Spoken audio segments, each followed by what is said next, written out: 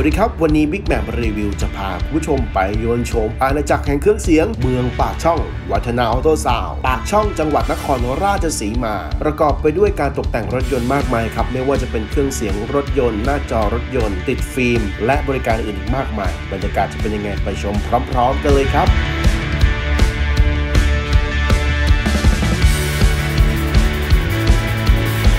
สวัสดีครับผมธีรวัฒน์ทรงวัฒนาชื่อเล่นชิโก้นะครับเป็นผู้บริหารร้านวัฒนาตัวซาวทางร้านให้บริการด้านเครื่องเสียงรถยนต์จำหน่ายและติดตั้งนะครับเป็นแบรนด์ชั้นนำมีอุปกรณ์ประดับยนต์ทุกชนิดนะครับแอร์ฟิล์มกรองแสงสัญญาณกันขโมยร้านตั้งอยู่ที่อำเภอปากช่องนะครับจังหวัดนครราชสีมาก็อยู่ในใจกลางเมืองเลยครับหน้าโรงเรียนรุ่งอรุณให้บริการวันจันทร์ถึงเสาร์ครับ 8 โมงเช้าถึง 5 โมงเย็นทางร้านเราจำหน่ายและรับติดตั้งเครื่องเสียงรถยนต์ชั้นนำนะครับก็จะมีแบรนด์ Alpine Pioneer Kenwood แล้วก็จะมีของโฟคอลซึ่งเราเป็นตัวแทนจำหน่ายอย่างเป็นทางการที่ได้รับการแต่งตั้งนะครับแล้วก็จะมีชุดเดโมทดลองเสียงจอรถยนต์นะครับตอนนี้ก็ที่มาแรงที่สุดตอนนี้ก็จะเป็นหน้าจอระบบ Android ก็คือเราสามารถจะถ้าเราปล่อยฮอตสปอตจากมือถือเข้าไปหน้าจอก็สามารถจะออนไลน์เหมือนมือถือเลยก็จะเล่นแอปเล่น YouTube ฟังเพลงออนไลน์ได้หมดเหมือนมือถือเลยครับหน้าจอ Android ก็จะมีตั้งแต่7 นิ้วขึ้นไปนะครับถึง10 นิ้วแล้วก็ราคาตั้งแต่ 6,900 ขึ้นไปถึง 20,000 กว่าครับฟิล์มกรองแสงเราก็จะมี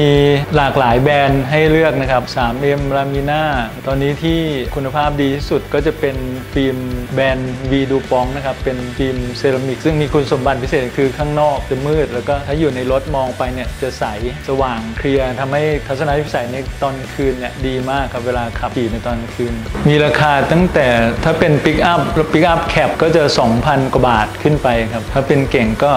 4,000 กว่าถ้าเป็นเก่งเล็กก็4,000 กว่าถ้าเป็นพวกฟิล์มเซรามิกก็จะ 8,000 ถึง 10,000 กว่าอย่างเงี้ยครับก็ขึ้นอยู่กับขนาดรถลูกค้าแล้วก็ความต้องการของลูกค้าที่จะเลือกเรื่องล้างแอร์นะครับทางร้านเราก็จะมีเป็นระบบ Air 4 ก็คือล้างแอร์โดยไม่ต้องถอดตู้จะใช้เวลาประมาณไม่เกิน1.5 ชั่วโมงครับสามารถจะล้างเสร็จแล้วก็จะมีระบบอบโอโซนฆ่าเชื้อโรคด้วยครับก็เหมาะกับยุคสมัยนี้นะครับมีราคาเริ่มต้นตั้งแต่ 1,500 บาทขึ้นไปครับอุปกรณ์ประดับยนต์ทางร้านนะครับก็มีจำหน่ายทุกชนิดนะครับจะเป็นพวกครับรีโมทกันขโมยสัญญาณกันขโมยอุปกรณ์ล็อกเบรกล็อกคัทแล้วก็พวกประดับตกแต่งทุกชนิดครับแล้วก็ตอนนี้ที่เป็นออปชั่นของ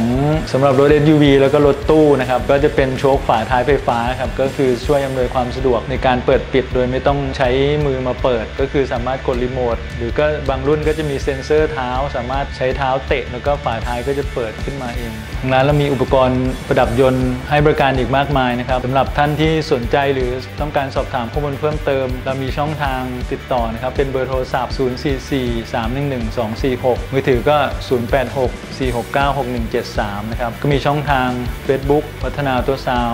Line Official นะครับเป็นวัฒนาครับท่านที่เดินทางมาไม่ถูกนะครับก็สามารถเซิร์ช Google Map ได้นะครับก็เซิร์ชว่าวัฒนาออโตซาวปากช่องครับก็จะเจอแล้วก็สามารถนำทางมาที่ร้านได้เลยครับท้ายนี้ก็สำหรับลูกค้าที่สนใจก็ทางเราก็ขอเชิญแวะเข้ามาเลือกชมแล้วก็มาใช้บริการได้นะครับเราก็ติดตั้งด้วยอุปกรณ์ที่มาตรฐานการติดตั้งที่มาตรฐานแล้วก็รับประกันหลังการขายครบวงจรนะครับดูแลท่านอย่างดีเหมือนรถของเรานะครับด้วยประสบการณ์กว่า25 ปีของการทำงานนะครับเราพร้อมจะดูแลติดตั้งกับรถของคุณนะครับเรียนเชิญแวะเข้ามาดูพูดคุยแล้วก็มาลองดูของดูอะไรก่อนเนี่ยก็มีพนักงานขายพนักงานต้อนรับที่จะแนะนำให้เหมาะสมกับงบประมาณของรถของท่านนะครับก็ขอบคุณมากนะครับสวัสดีครับเป็นอย่างไรกันบ้างครับสำหรับรีวิวที่เรานำมาฝากผู้ชมในวันนี้ถ้าเกิดว่าคุณผู้ชมชอบอย่าลืมกดไลค์กดแชร์กด Subscribe และเป็นกำลังใจให้พวกเราด้วยนะครับพบกันใหม่ในคลิปหน้าสำหรับวันนี้สวัสดีครับ